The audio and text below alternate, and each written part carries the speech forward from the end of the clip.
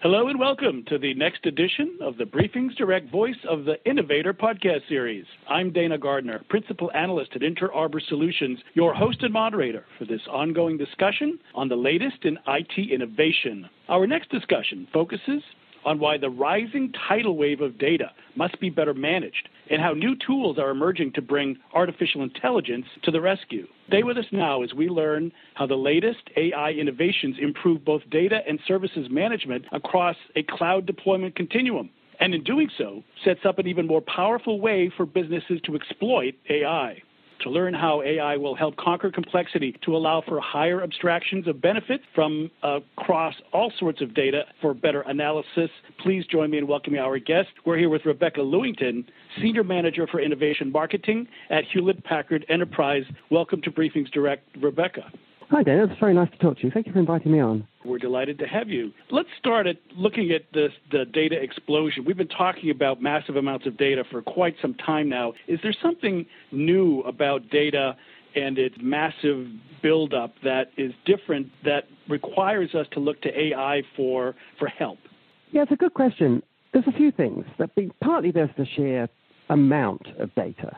The IDC's Data Age study is now projecting 175 zettabytes is the size of the global data sphere by 2025, which is rather large number. That's what, 1 and 21 zeros, and that's part of it. But we've always been in an era of exploding data. Everybody throughout history has felt like the data's going crazy. I think what's different now is about four things. One, it's not just the amount of data, it's the number of sources the data is coming from. When we add in things like mobile devices, as we add in the fact that we're connecting into factories more and more and being able to get at all those operational technology things, connecting those to information technology, more and more sources there. And then the other thing is the time we have to do something with that data is shrinking and shrinking and shrinking.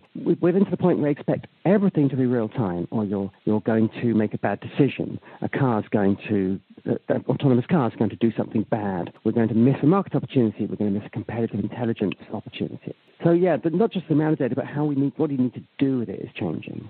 Are we at a new period in time where AI and machine learning technologies have matured so that we can now start turning them toward this data issue, which of course will then allow for more ability to use technology to exploit that data? What is new and interesting about AI and machine learning that make them more applicable for this data complexity issue?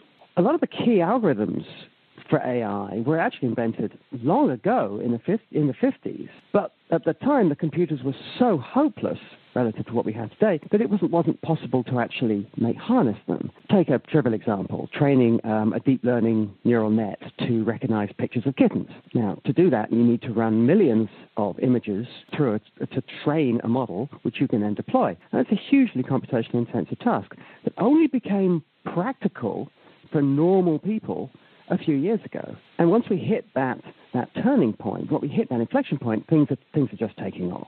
So are we at the point now, Rebecca, where we can start to use machines to better manage the data that we could then apply to machines? And does that in some way fundamentally change the definition of artificial intelligence? I don't know if it changes the definition of artificial intelligence, and that in itself is a tricky term because it's very malleable depending who you're talking to. For some people, it's just anything that a human can do is artificial intelligence, and for some people they mean specifically more sophisticated techniques like reinforcement learning and deep learning. One useful definition we use is, or at least we think is useful, is that artificial intelligence is what you use when you know what the answer looks like, but not how to get there. And just to unpack that a bit, traditional analytics, you effectively are doing at scale something you could do with pencil and paper. You could write the equations to decide where your data should live, depending on how quickly you get at it. But with an artificial intelligence thing, it's like the kittens again. You know what the answer looks like. It's trivial for you to look at a photograph and say if there's a cat in the picture, but it's really, really difficult to write the equations to do it. But it's become relatively easy to train a black box model to do that job for you. Now that we're able to train the black box, how can we apply that in a very practical way back to the business problem that we discussed at the outset? What is it about AI now that we're using it to manage data, maybe harness data in a new way? What's changed that gives us better data because we're using AI? Well, it's a circular thing. The heart of what makes AI work is good data, the right data in the right place with the right properties that you can use to train a model, which you can then feed new data into to get results that you couldn't get otherwise. Now, there are many, many ways you can apply that. You can apply it to the trivial case of the cat we just talked about. You can apply it to helping a surgeon review many, many more MRIs, for instance, and just allow him to focus on the few that are borderline and do the mundane stuff for him. But one of the other things you could do with it is actually use it to manipulate the data itself. So we're using AI to make the data better, to make AI better. And it seems that not only is it circular and potentially highly reinforcing, but when we take that and apply it to operations in IT, particularly complexity when it comes to hybrid cloud, multi-cloud, hybrid IT, it seems to me that we're also getting an additional benefit, and that's that you can make the systems more powerful when it comes to the application of that circular capability of making better AI and better data management. Oh, absolutely. And I think the key word here is scale. When you think about data and all of the places it can be, all the formats it can be in, you could do it yourself. If you want to do a particular task, you could do what we've traditionally done. You can say, well, I need to import the data from here to here. I need to spin up these clusters and install these applications. And all those kind of things are steps you could do manually. And you can do them for one-off things. But once you get to a certain scale, you need to do that hundreds of times, thousands of times, millions of times. And you don't have the human. It's ridiculous. So the AI gives you a way to augment the humans you do have to take all the mundane stuff away. So they can get straight to what they actually want to do, which is coming up with an answer instead of spending weeks and months preparing to start to work out the answer. So AI directed at IT, what some people call AI ops, it could be an accelerant to this circular, advantageous relationship between AI and data. And is that part of what you're doing within the innovation and R&D work at Hewlett Packard Enterprise? That's true, absolutely. The mission of Hewlett Packard Labs in this space is to assist the rest of the company to create more powerful, more flexible, more secure, more efficient computing and data architectures. And for us in labs, this tends to be a fairly specific series of research projects that feed into the bigger picture. So, for instance, we're doing a thing called a deep learning cookbook that lets customers find out ahead of time exactly what kind of hardware and software they're going to need to get to a desired outcome. We're automating the experimenting process, if you will. And then, as we talked earlier about the shift of data to the edge, well, as we make more and more decisions and gain more insight there where the data is created, there's a growing need to deploy AI at the edge, which means you need a data strategy to get AI to get the data in the right place with the AI algorithms at the edge. And there often isn't time to move that data into the cloud before making a decision and waiting for the... I'll start this again. The other thing we talked about was the edge. And as we look to make more and more decisions and gain more insight at the edge where the data is created, there's a growing need to deploy AI at the edge because there isn't time to move the data to the cloud before making a decision and waiting for the required action to return. But once you start doing that, once you start moving from a few clouds to thousands and millions of endpoints, how do you handle model deployment, security, data integrity across all those millions of devices? And labs research here is aimed at exactly that. And further out, we're looking to move the actual learning phase itself to the edge, to do a thing we're calling swarm learning, where devices learn from their environment and each other using a distributed model, doesn't use a central cloud at all. Rebecca, given that your title is Innovation Marketing Lead, is there something about the very nature of innovation that you have come to learn personally that's perhaps different than what you expected? How has innovation itself changed in the past several years? I started my career as a mechanical electrical engineer and was for many years. And I offended almost by the term innovation process, because that's not how innovation works. You give people the space and you give them the time, and ideas appear organically. You can't have a process to have ideas. You can have a process to put those ideas into reality, to winnow out the ones that aren't going to succeed, to promote the ones that aren't working. But the whole innovation process, to me, is an oxymoron. And that's the beautiful thing about Hewlett Packard Labs. It was set up to give people a space where they could work on things that just seemed like a good idea when it popped up in their heads, and they could work on a series of these, and then we would figure out which ones will be of use to the broader organization, and then full steam ahead on those. It seems to me that the relationship between infrastructure and AI has changed. It wasn't that long ago where we thought of BI or business intelligence as really an application distant, high above the infrastructure. But the way you're describing the requirements of management, understanding an edge environment, being able to harness complexity across cloud, multiple clouds, and edge, this is much more of a function of the capability of the infrastructure to enable AI. Is that how you're seeing it, that only a company that's deep in its infrastructure roots can solve these problems? This is not a bolt-on benefit. I wouldn't say it's impossible as a bolt-on. I would say it's impossible to do efficiently and securely as a bolt-on. Because one of the problems with AI is because it's a black box, you don't actually know how it works. And you may have heard a varied number of news stories about AIs that become corrupted, become biased, become racist, for instance. And that's something that is maybe not that exactly, but those kind of problems are going to get more and more widespread. And so you need to know that your systems are can maintain their integrity and are not able to be breached by bad actors. And if you're just working on the very top layers of the software, it's going to be very, very difficult for you to attest that what's underneath has its integrity unviolated. If you are someone like us who has fingers in lots of pies, either directly or through our partners, I think it's easier to make a more efficient solution. Is it fair to say that artificial intelligence should be the new core competency for not only data scientists and IT operators, but pretty much for anybody in business? It seems to me this is an essential core competency across the board. I think that's true. And again, thinking of it as another layer of tools. As we go forward, we all get increasingly sophisticated. We add more and more tools to our toolbox. And this is a set of tools that you just cannot afford not to have. And Rebecca, the nature of AI is also something that for me is expanded. We used to have a category for it, but it seems to me now that there's virtually nothing within an enterprise that won't be impacted in one way or another by AI. Is that too far-fetched, or am I going too far into the AI future to assert that? Yeah, I think that's true.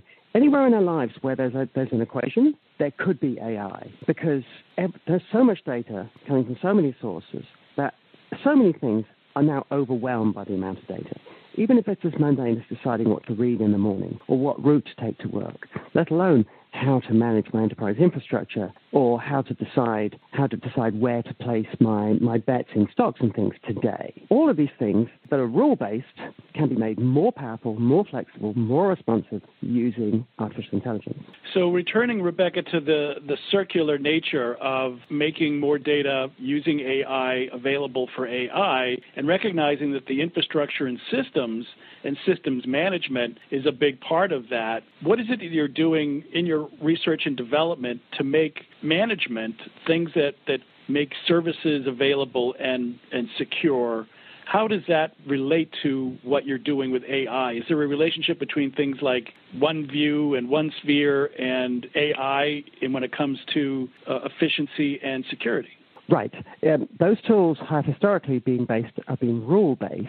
We know if this disk gets to a certain percent fullness, we need to spin up another disk, those kind of things. But to scale and flexibility again, at some point that rules-based approach becomes unworkable. And you want to have the system be able to look after itself, to be able to identify its own problems and deal with those. And that's why including artificial intelligence techniques into things like InfoSight, into things like ClearPass, network user identity behavior software on the Aruba side. That's why AI algorithms allow us to make those tools more powerful and more efficient. But you really need to think of AI here as another class of analytics tools. It's not magic. It's just a different way, better way of doing analytics that lets you harness more difficult data sets, more complicated data sets, and more distributed data sets. So, Rebecca, if I'm an IT operator in a Global 2000 enterprise and I'm using analytics to help run my IT systems, what should I be thinking about differently to start using AI rather than just analytics alone to do my job better? I would say if you're that person, you don't want to think about the AI. You don't want the AI to intrude upon your consciousness. You just want the tools to do your job. I know I have 1,000 people starting in an office, starting up a factory in Azerbaijan or something, and I need to provision all of that. I need to make sure they have the facilities I want. I want to be able to do that by basically picking up, by just putting on my headset and saying, "Hey, computer, set up all the stuff I need in Azerbaijan." You don't want to really think about what's under the hood. So our job is to make those tools invisible and powerful. Well, that sounds an awful lot like composability. Is that another tangent that HPE is working on that aligns really well with what you're doing in AI? I think it may be difficult to have AI be part of the fabric of an enterprise without composability and without extending composability onto more dimensions. It's not just about being able to define the amount of storage and computer networking with a line of code. It's about being able to define the amount of memory.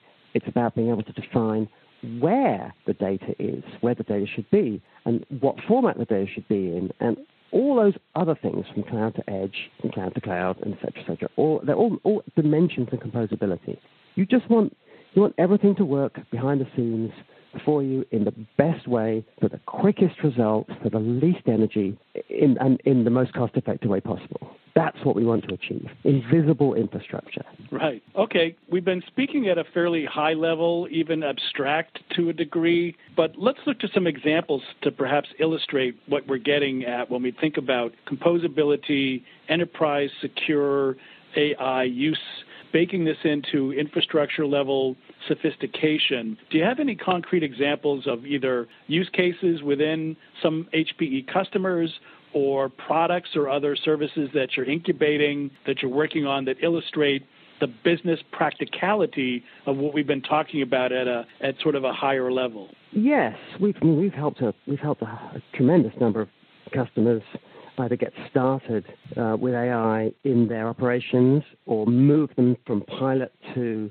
volume. A couple of them stand out. With one particular manufacturing company who's making electronic components, they needed to improve the yield from their production lines, and they didn't really know how to attack the problem. And we were able to, while partnering them, we were able to help them use things like vision systems to use photographs from their production tools to identify defects that could be picked up by a human if they had a whole load of humans watching everything all the time. So this is back to that notion of augmenting human capabilities. But beyond that, their machines produce terabytes of data every day that just gets thrown away because they don't know what to do with it. And we were running some little research projects with them to use some very sophisticated techniques, things called autoencoders, that let you, without having a training set, characterize a production line that is performing well versus one that is on the verge of moving away from the sweet spot that produces the end devices you want. And through those techniques, you're able to fingerprint a good line and identify when a line is going to go bad, even though, in that case, a human looking at the line would think it was working just perfectly. And this is taking this idea of predictive maintenance further into what we call prescriptive maintenance, where we have a much more sophisticated view into what represents a good line, what represents a bad line. There's a couple of examples from manufacturing that I think are relevant here. So if I'm an IT strategist, a CIO or a CTO, for example, and I'm looking over what HPE is doing, and I perhaps am interested in the Discover conference and what they're doing there. Where should I focus my attention if I want to become better at using AI? Even if it's invisible, I still want to know how I can become more capable as an organization to enable AI to become part and parcel of more and more of what we do as a company.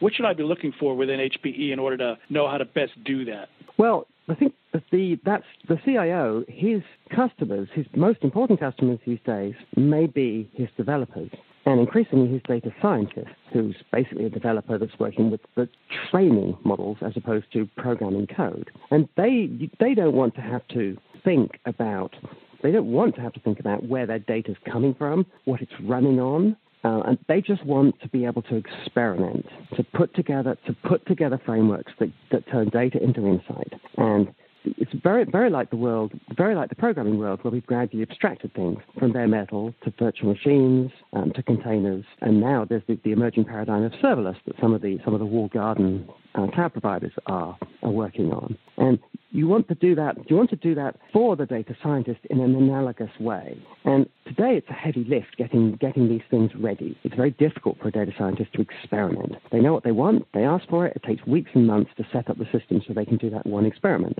And then they find it doesn't work, and they want to do something different, and it needs a complete respin of what's under the hood. Now, using things like the software from our Blue Data acquisition just recently, we can make all of that go away.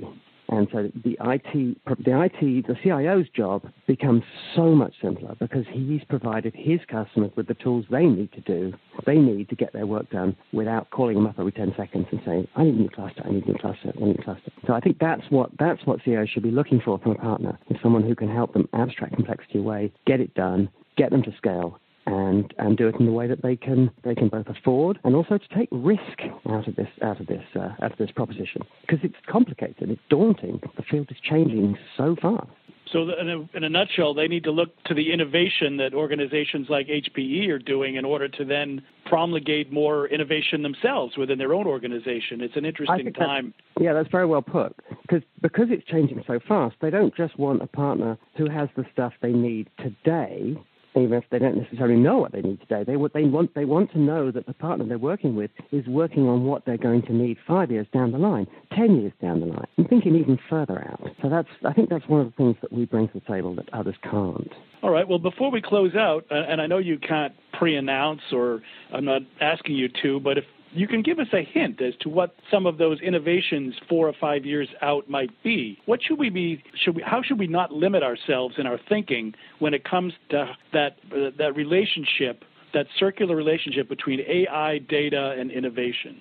I think it's going to be worth coming to Discover for sure, because we're going to be talking about some exciting new things along many different axes. Specific to this one, that discussion about increasing abstraction is just going to accelerate. Today, some containers, which incidentally have a fairly small penetration rate across enterprises, something like 10% today, are being adopted because they seem like the simplest thing in the world. But we're going to get to the point where using containers seems as complicated as bare metal today. And that's really going to help simplify the whole data pipeline thing. But beyond that, what we haven't talked about is the kind of elephant in the room for AI, is that model complexity is growing incredibly fast. The compute requirements are going up something like 10 times faster than Moore's Law. But yet Moore's Law is slowing down. So we are actually going to we are seeing already a compute gap between what we can achieve and what we need to achieve. And it's not just compute, it's also energy. The world's energy supply is going up, can only go up slowly, but if we have exponentially more data, exponentially more compute, we're going to get exponentially more energy, and that's just not going to be sustainable. So we're also working on something that I think you've heard us talk about before, memory-driven computing, as a super energy-efficient architecture that can move data around wherever it needs to be, or not move data around, bring the compute to the data so you don't move the data around, and help us close that gap. And that includes some very exciting new accelerator technologies, that is, special-purpose compute engines designed specifically for certain AI algorithms, often not using regular transistor logic. Now we're using analog computing, even optical computing to do some of these tasks hundreds of times more efficiently and using hundreds of times less energy. So this is all very exciting stuff for a little further out in the future. Well, great. Yes, I certainly look forward to learning more about the sustainability and the container automation, also very interesting stuff. All right, I'm afraid we'll have to leave it there. We've been exploring how the rising tidal wave of data must be better managed and how new tools are emerging to bring artificial intelligence to the rescue. And we've heard how new AI approaches and tools create a virtuous adoption pattern between better data, better analytics, and therefore better business outcomes. So please join me in thanking our guests. We've been here with Rebecca Lewington, Senior Manager for Innovation Marketing at HPE. Thank you so much, Rebecca. Thanks, Dana. This was fun. And thank you as well to our audience for joining us for this BriefingsDirect Voice of the Innovator interview. I'm Dana Gardner, Principal Analyst at Interarbor Solutions, your host for this ongoing series of Hewlett Packard Enterprise sponsored discussions. Thanks again for listening. Please pass this along to your IT community and do come back next time.